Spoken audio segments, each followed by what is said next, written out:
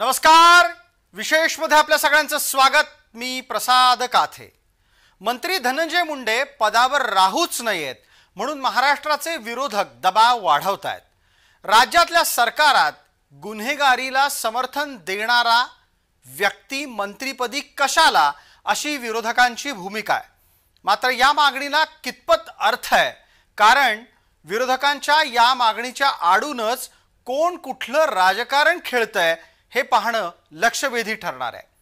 धनंजय मुंडे यांच्या राजीनाम्याचे लाभार्थी कोण हेही आपल्याला तपासून पाहावं लागेल।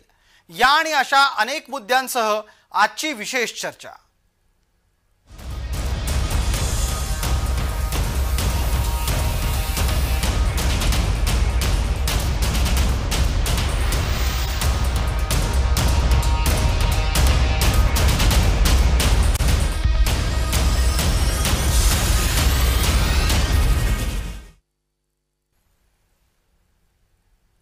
वाल्मिक कराडच्या अटकेनंतर संतोष देशमुख यांच्या हत्या प्रकरणामध्ये मागणी झाली ती फरार आरोपी पकडण्याची। बहुतेक आरोपी पकडले गेल्याच्या नंतर आता विरोधक एका सुरामध्ये धनंजय मुंडे यांच्या राजीनाम्याच्यासाठी आग्रह धरू लागलेले आहेत। धनंजय मुंडे सध्याच्या महायुती सरकारमध्ये अन्न नागरी पुरवठा आणि ग्राहक संरक्षण विभागाचे कॅबिनेट दर्जाचे मंत्री आहेत। त्यांना या पदावरून हटवण्याची मागणी विरोधक आपल्या पद्धतीने रेटून लावतायत आणि त्यासाठी विरोधकांचं एक शिष्टमंडळ राज्यपालांनाही जाऊन भेटलंय। राज्यपालांच्याकडे एखाद्या मंत्र्याला पदावरून दूर करण्याची मागणी करण्यात येते, कारण राज्यातलं सरकार हे राज्यपालांच्या अधीन आणि मुख्यमंत्र्यांच्या नेतृत्वात चालवलं जातं। असं असलं तरीही मुंडेंच्या राजीनाम्याचा विषय वाटतो तितका सोपा नाही। या प्रकरणामध्ये विरोधकांनी राज्यपालांकडे जाऊन काय तक्रार केली ती पहा। आमची मागणी महाराजांनी सांगितलेली आहे। याच्यातले चौकशी अधिकारी बदलले पाहिजे। चौकशी अधिकारी हे आरोपीशी संबंधितच आहे, त्यांचे इंटरेस्ट तिथं आहेत, त्यांची तिथे बदली झाली पाहिजे। तिथे एक IPS दर्जाचा अधिकारी जो राज्यस्तरावर सक्षम यंत्रणा राबवणारा आहे याची नेमणूक झाली पाहिजे। एक आणि याची सगळी संशयाची सुई याला राजकीय आशीर्वाद धनंजय मुंडेंचा आहे आणि म्हणून धनंजय मुंडेचा राजीनामा झाला पाहिजे। या दोन मागण्या आम्ही राज्यपालांकडे केलेल्या आहेत। संतोष देशमुखांची क्रूर पद्धतीने जी हत्या केली आणि खऱ्या अर्थाने माणुसकीची हत्या केलेली आहे, हा विषय जातीच्या पलीकडचा विषय असल्यामुळं आम्ही सर्वजण सर्व पक्षीय यांनी राज्यपालांना विनंती केली की आम्हाला आज तुम्ही टाइम द्या। सामान्य माणसांचा आक्रोश काय नेमका महाराष्ट्रात चालू आहे आणि महाराष्ट्राला हे परवडणार नाही हे सांगण्यासाठी आम्ही त्यांना सगळ्या विनंती केली। एकीकडे कायदा हातात घेण्याची जर भाषा होणार असेल तर मग संविधानावरतीचा आपलाच विश्वास नाही असं आपल्याला बोलावं लागेल। आमचं म्हणजे मला माहित नाही मी यांच्या वतीने बोलतोय, संविधानातली कुठलीही तरतूद बाजूला करून कायदा हातात घेण्याची भाषा योग्य नाही। आम्ही कॉन्स्टिट्यूशनली संविधानात्मक पद्धतीने धनंजय मुंडेंचा राजीनामा मागतोय आणि 302 मध्ये वाल्मिक कराडला आरोपी करावा ही स्पष्ट मागणी आमची पहिल्या दिवसापासून। विशेष म्हणजे विरोधकांनी संतोष देशमुख हत्या प्रकरण लावून धरत असतानाच त्याच्या आरोपींबाबत आणि त्या प्रकरणी सुद्धा असणाऱ्या त्यांच्या मागण्या चढत्या क्रमाने लावून धरल्या आहेत। या संपूर्ण प्रकरणामध्ये विरोधक राज्यपालांच्याकडे गेलेले आहेत हे समजताच धनंजय मुंडे यांनी त्यांचे नेते आणि राष्ट्रवादीचे राष्ट्रीय अध्यक्ष अजित पवार यांच्याकडे धाव घेतली। आत्ता टीव्ही स्क्रीनवर आपल्याला दोन दृश्य दिसतात। पहिल्या दृश्यामध्ये अजित पवारांच्या दालनात जातानाचे धनंजय मुंडेंचे शॉट्स म्हणजेच त्यांची दृश्य आहेत, तर दुसऱ्या बाजूला या दालनातून जवळपास तासभर चर्चा करून अजित पवारांच्या दालनातून बाहेर पडणारे धनंजय मुंडे आपल्याला दिसत आहेत। जवळपास 65 ते 70 मिनिटं या दोघांमध्ये चर्चा झाल्याचं समजतंय। मुंडे भेटायला गेले त्याच्या आधीपासून माध्यमं अजित पवारांच्या दालनाबाहेर उभी होती, त्यामुळे धनंजय मुंडे यांची प्रत्येक हालचाल टिपली जात होती। अजित पवारांच्या भेटीला जाताना आणि तिथून परतल्यानंतर धनंजय मुंडे यांची देहबोली ही पुरेशी बोलकी आहे. धनंजय मुंडे यांच्या विरोधात काहूर माजलं असताना त्यांचा आत्तापर्यंतचा राजकीय प्रवास पाहणं गरजेचं आहे. धनंजय मुंडे हे एक वंजारी नेतृत्व आहे आणि वरिष्ठ भारतीय जनता पार्टीचे दिवंगत नेते गोपीनाथ मुंडे यांचे ते पुतणे आहेत. दिवंगत गोपीनाथ मुंडे यांना दगाफटका करत त्यांनी भारतीय जनता पार्टी सोडली आणि तेव्हापासूनच ते अजित पवारांच्या नेतृत्वामध्ये राष्ट्रवादीमध्ये सक्रिय झालेले आहेत. भारतीय जनता पार्टीतल्या मुंडे विरोधकांच्या मदतीनं धनंजय मुंडे यांनी आपल्या पहिल्या निवडणुकीमध्ये विजय प्राप्त केला. फडणवीस सरकारामध्ये विधान परिषदेत त्यांच्यावर विरोधी पक्षनेते पदाची जबाबदारी होती. पंकजा मुंडे यांच्यावर चिकी घोटाळ्याचा त्यांनी आरोप लावला आणि हा आरोप लावूनही धरला. विधानसभा निवडणुकीत पंकजा यांचा पराभव केला. गोपीनाथ मुंडे आणि पंडितअण्णा मुंडे यांच्या कुटुंबामध्ये यामुळे दुरावा निर्माण झाल्याचं चित्र स्पष्टपणे समोर आलं. पुढं मवियाचं सरकार आलं. त्यात धनंजय मुंडे मंत्रीपदी विराजमान झाले. मंत्रीपदी असताना करुणा शर्मा प्रकरणामध्ये धनंजय मुंडे चांगलेच अडचणीत आले होते. पण त्यावेळेला भाजपाच्या अस्पष्ट भूमिकेमुळे धनंजय मुंडे यांना जीवदान मिळालं. महायुतीमध्ये धनंजय आणि पंकजा हे भाऊ बहीण आता एकत्र नांदतायत. फडणवीसांच्या पुढाकारानं मुंडे कुटुंबातला दुरावा संपुष्टात आलाय हे लक्षवेधी म्हणावं लागेल. बीडच्या सोबतच वंजारी समाजामध्ये युवा आणि धडाकेबाज नेतृत्व म्हणून उदयाला आलेले धनंजय मुंडे यांच्या राजकीय वाटचालीत अडचणी तेव्हापासूनच सुरू झाल्या जेव्हा त्यांनी काही महत्त्वाचे राजकीय निर्णय घेतले. हा राजकीय सारीपाट आहे जो आता आपल्या समोर आहे. गोपीनाथ मुंडेंच्या विरोधात जाताच मुंडेंच्या संदर्भातली भूमिका बदलली आणि परिस्थिती सुद्धा. अजित पवार सोबत आले तर त्याच्या पलीकडे जाऊन पंकजा मुंडेंच्या विरोधातली भूमिका घेताच तिथे सुद्धा पंकजा मुंडे विरोधात गेलेल्या दिसल्या. कालांतरानं शरद पवार यांच्या विरोधात भूमिका घेतली तेव्हा पंकजा मुंडे या सोबत आलेल्या दिसल्या. चित्र कसं बदलत गेलं तेही आपल्याला समोर येताना दिसतं आहे. गोपीनाथ मुंडेंचं नेतृत्व झुगारलं त्यावेळेला परिस्थिती बदलली कारण पवारांना मुंडे कुटुंबात विदृष्ट आल्याचं समाधान मिळालं. धनंजय यांनी अजित पवारांच्या सावलीत राहणं पसंत केलं. विधान परिषद विरोधी पक्ष नेतेपदावरून पंकजा मुंडे यांच्या विरोधात रान उठवलं आणि कुटुंबाचे संबंध आणखी दुरावले. दरम्यान भारतीय जनता युवा मोर्चापासून देवेंद्र फडणवीस आणि धनंजय मुंडे यांच्यातली मैत्री होती. याच मैत्रीमुळे सकाळच्या शपथविधीची जमवाजम धनंजय मुंडे यांच्या निवासस्थानी झाली आणि त्यामुळे शरद पवार काहीसे नाराज झाले. राष्ट्रवादीची युती फुटली. अर्थातच राष्ट्रवादी फुटली आणि त्यावेळेला धनंजय मुंडे यांनी शरद पवारांवर थेट टीकास्त्र डागायला सुरुवात केली. शरद पवार यामुळे आणखीनच अस्वस्थ झालेले आहेत.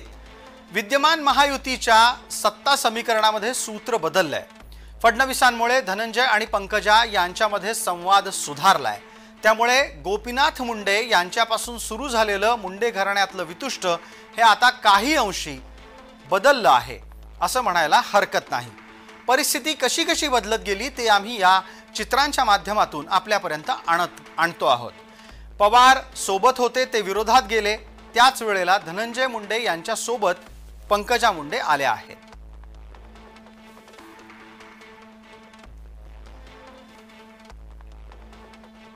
ज्या वेळेस मुंडे घराण्याला तुम्ही विरोध केला त्यावेळेस त्याच्या 10 पटीने बीड जिल्ह्यातला 18 पगड जातीचा समाज मराठा समाज देखील मुंडे फॅमिलीच्या सोबत राहिलेला आहे. हे कुणीही विसरता कामा नये आणि तुम्ही मोर्चे काढा हे काढा. मोर्चाला आम्ही समर्थन आहे. आम्हाला खात्री आहे. आम्ही छातीवर हात ठेवून सांगतो जे आरोपी आहेत त्यांना शिक्षा होणार ती फाशीच व्हावी याच्यासाठी आम्ही स्वतः प्रयत्न करणार. नामदार धनंजय मुंडे साहेब प्रयत्न करणार. दोषींना फाशी व्हावी या मताचे आम्ही पण आहेत आणि आदरणीय धनंजय मुंडे पालकमंत्री धनंजय मुंडे साहेब यांनी देखील जे हेच म्हणलेलं आहे की दोषींना फाशीच झाली पाहिजे. परंतु जे आज हे घाणेरडा राजकारण करून सर्व जाती जातीमध्ये तेढ निर्माण करण्याचं काम या घाणेरडा राजकारण करणारे आमदार असो किंवा इतर जे आता नेते मंडळी असो यांचं अस्तित्व वाचवण्याकरता हे संतोष देशमुख यांचं मृत्यूला जे भांडवल करण्याचा प्रयत्न करत आहेत. परंतु याच्यात जे आहे सगळी जनता आणि जिल्हा हे मुंडे परिवारासोबत आहे होता आहे. मुंडे साहेब आमची सगळ्यांची सेवा करतात, सगळ्यांची कामं करतात. हे सगळे आरोप लावले त्यांच्यावर, हे आरोप बरोबर नाही येत. आमचे साहेब खरे येतं, सत्याने वागत येते, सगळ्याची मदत करते. आतापर्यंत सगळ्यांचे कार्य सगळे व्यवस्थित केले त्यांनी. त्यांच्या हे गुन्हा दाखल केलाय त्यांनी, सगळं खोटं आहे, हे त्यातलं काही खरं नाहीये. तर हा राजकीय सारीपाट असा बदलत असताना धनंजय मुंडे यांचा प्रवास अनेकांसाठी आव्हानात्मक ठरलाय. त्यामुळे एकाच वेळी धनंजय मुंडे यांचं अनेकांशी राजकीय शत्रुत्व निर्माण झालेलं आहे. प्रामुख्याने यातली मंडळी कोण आहेत ती आता आपल्या समोर येत आहेत. सुरेश धस यांच्याशी धनंजय मुंडेंचा पंगा आहे, कारण सुरेश धस महायुतीत असताना सुद्धा त्यांच्या विरोधात राष्ट्रवादीचा उमेदवार दिला गेला. प्रकाश साळुंखे यांना सुद्धा पाडण्याचे प्रयत्न झाल्याचे आरोप मुंडेंवर आहेत. दुसऱ्या बाजूला संदीप क्षीरसागर यांची सुद्धा तीच तक्रार आहे. जितेंद्र आव्हाड हे पक्षांतर्गत प्रतिस्पर्धी आहेत, त्यामुळे स्वाभाविकरित्या मुंडे आणि जितेंद्र आव्हाड यांच्यातला दुरावा, यांच्यातली राजकीय स्पर्धा ही लपून राहिलेली नाही. संदीप क्षीरसागर यांच्या नंतरचं नाव जितेंद्र आव्हाड यांचं येतं. पण या सगळ्या प्रकरणामध्ये सध्याच्या घडीला धनंजय मुंडे यांच्या बाबतीत सर्वाधिक जर कोणी नकारात्मक भूमिका घेत असेल तर ते आहेत शरद पवार. कारण शरद पवारांनी मुंडेंपासून वेगळ्या झालेल्या धनंजय मुंडे यांना, म्हणजे अर्थात गोपीनाथ मुंडेंपासून अलग झालेल्या धनंजय मुंडेंना राजकीय दृष्ट्या प्रतिष्ठा प्राप्त करून दिली. विधान परिषदेचं विरोधी पक्ष नेतेपद देऊन सुद्धा आता शरद पवारांची साथ मुंडेंनी सोडली, याच्याच संदर्भातली तक्रार सातत्यानं व्यक्त होताना दिसते. आणि म्हणूनच सुरेश धस, प्रकाश साळुंखे, संदीप क्षीरसागर, त्याचबरोबर जितेंद्र आव्हाड आणि सगळ्यात महत्त्वाचं म्हणजे शरद पवार यांच्यासोबत धनंजय मुंडेंचं राजकीय शत्रुत्व अधोरेखित झालेलं आहे. टार्गेट करून एखाद्याला संपवणं हे फक्त त्यांनी चालू केलेलं आहे. यामध्ये जे नेते आहेत बीड जिल्ह्यातले, बाहेरचे, यात आपले कॉमेडी मॅन आहेत, जिल्ह्यातले एक आष्टी मतदारसंघाचे आमदार सुरेश अण्णा धस, मुंबऱ्याचे डॉन जितेंद्र आव्हाड साहेब, बीडचे आमदार संदीप क्षीरसागर आणि या जिल्ह्याचे खासदार ज्यांची सुरुवात नामदार धनंजय मुंडे साहेबांच्या सोबत गेली 10 वर्ष गेली, त्या माणसांनी आज जिल्ह्यात अतिशय विष कालवण्याचा प्रयत्न केलेला आहे. तर मंत्री धनंजय मुंडे हे दुश्मनांच्या निशाण्यावर सध्या असताना त्यांच्या मदतीला धावून आले आहेत ते ओबीसी नेता छगन भुजबळ. राजीनाम्याची मागणी केली जाते आणि यानंतर अजित पवार अद्याप काही बोलले नाही. तुमची पहिलीच भेट आहे, त्यामुळे या विषयावर कसलीही चर्चा झाली नाही, हे स्पष्ट आणि इमानदारीने मी आपल्या सर्वांच्या समोर सांगतो. हे बघा, मी एका ठिकाणी सांगितलेलं आहे की मला मंत्री व्हायचं आहे म्हणून कुणाचा तरी बळी घ्यावा किंवा कुणाचा तरी राजीनामा घ्यावा आणि मला मंत्री करावं असं माझ्या मनात स्वप्नातही येणं शक्य नाही.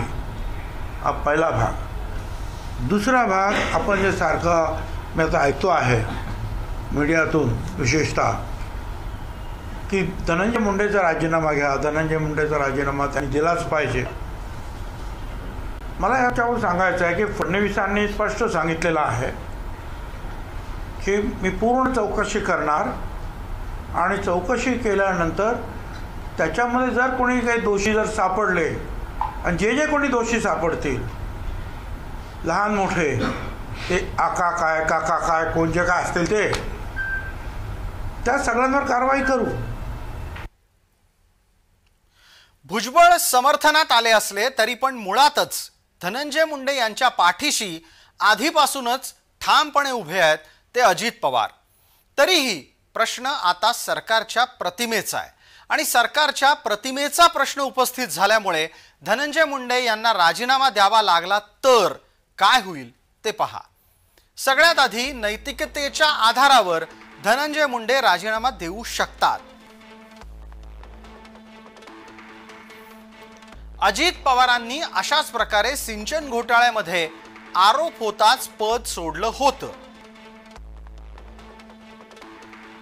अजित पवारांच्या मनाविरुद्धच अर्थात तोही निर्णय होता आणि आत्ताचा निर्णय सुद्धा त्यांच्या मनाविरुद्धच असेल अशी शक्यता व्यक्त होतीये. धनंजय यांचा राजीनामा हा मवियाचा पहिला विजय असेल.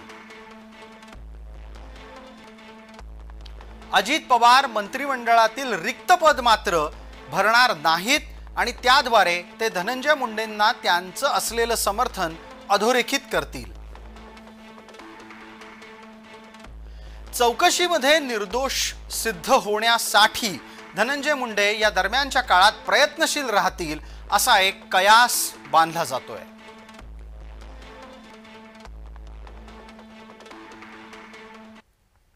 या तपासावरती आणि याच्यावरती परिणाम होऊ नये म्हणून श्री धनंजय मुंडे साहेबांचा राजीनामा त्या ठिकाणी घ्यावा किंवा त्यांना बिन खात्याचं मंत्रिपद द्यावं. जोपर्यंत हे ॲक्शन होत नाही, जोपर्यंत या प्रकरणाचा हे जे आहे चार्जशीट दाखल होत नाही, तोपर्यंत त्यांनी पदावरती राहू नये.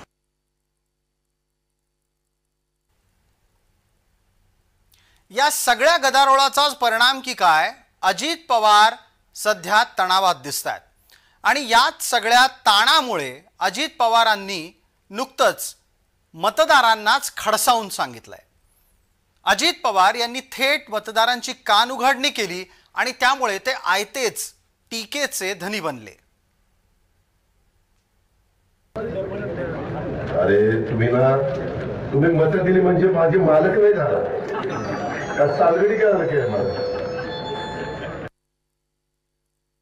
सर, इसके अलावा अजित पवार ने कहा है कि मतदाताओं को कहा है कि आपने मुझे वोट देकर मेरे मालिक नहीं बन गए, मैं आपका मजदूर नहीं बना. इस पर आपका क्या कहना है? ठीक है, यानी इतना नहीं कहना चाहिए, इतना ही मैं कहूँगा, क्योंकि लोग जो है ये हमारे मिनिस्टर के मालिक है या नहीं ये बात ही नहीं. ये सारे लोग जो है मतदाता है, इस राज्य के मालिक है, इस देश के मालिक है. बाबा साहेब आंबेडकर ने सबको इस देश के मालिक बनाया है. हमारी क्या बात होती है. विशेषच्या या भागामध्ये तुर्तास इतकंच. आपण पाहत रहा फक्त जय महाराष्ट्र.